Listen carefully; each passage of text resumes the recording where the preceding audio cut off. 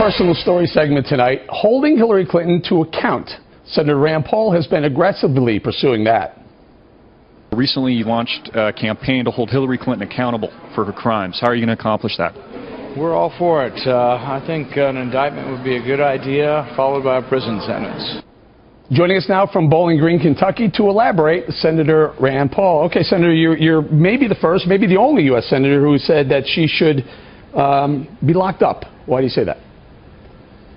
Well, you know, I'm a big believer in equal protection under the law. You know, whether you're rich or poor, white or black, everybody should be treated the same under the law. I represent a lot of soldiers in Kentucky, Fort Campbell and Fort Knox.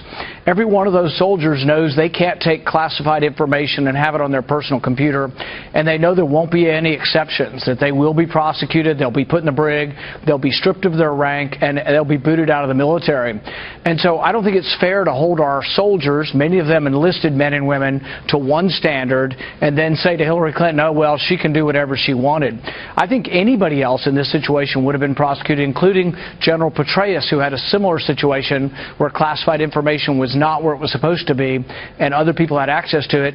They didn't do anything to give him a break. He was prosecuted. And so, no, I think it's very unfair that Hillary Clinton wasn't prosecuted. And this is one among several reasons why I think that really her dishonesty should preclude her from really being considered for Commander-in-Chief. Senator, why do you think FBI Director James Comey did not recommend her for indictment to the DOJ? You know, interestingly, my own personal theory on this is that I think he wanted to indict her, and I think he feels guilty that he didn't. And I think that's why you got this long, detailed explanation of how dishonest she was.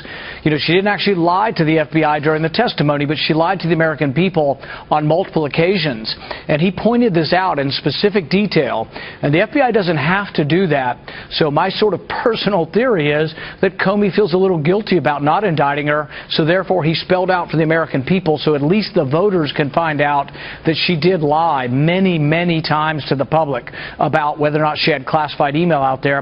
You know, one of the classified emails that Judge Napolitano has pointed out was the schedule for Ambassador Stevens in the last 2 days of his life.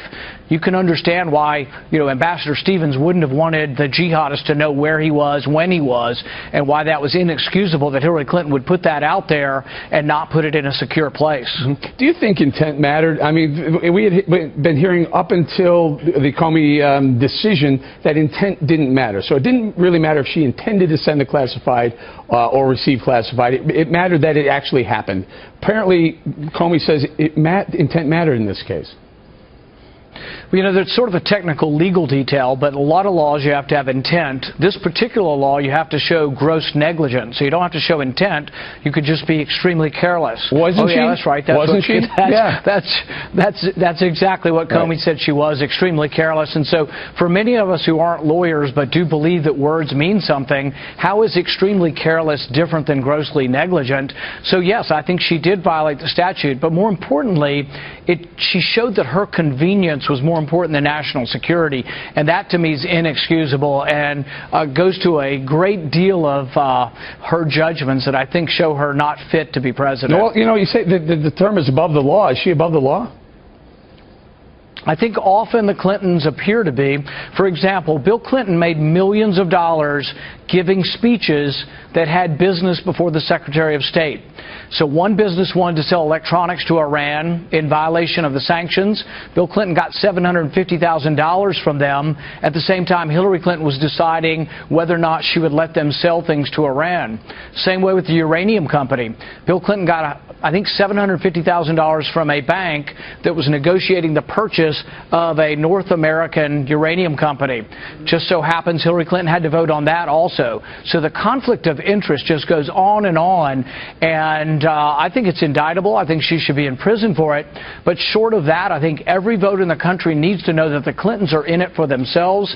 They're in it to make money, and they will make hundreds of millions of dollars if she gets in the White House, because they will sell themselves to the highest bidder.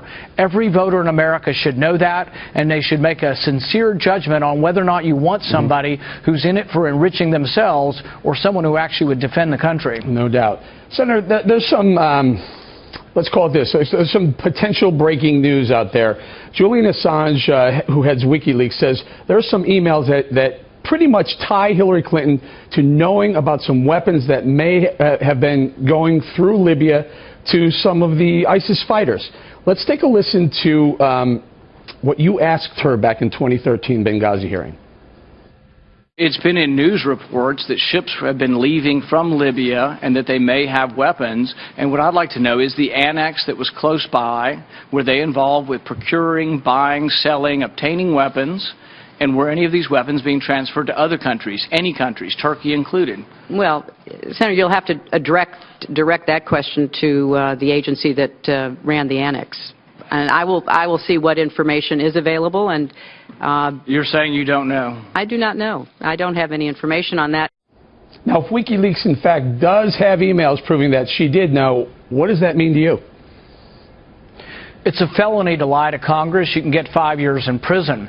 And we can't continue to say that the Clintons are above the law. I do believe that the CIA annex in Benghazi was procuring weapons, some of them to get them away from the jihadists in Libya, but some of it to ferry those weapons through Turkey into Syria. There have been many, many first-hand accounts. New York Times, London Times, Washington Times have all reported upon this.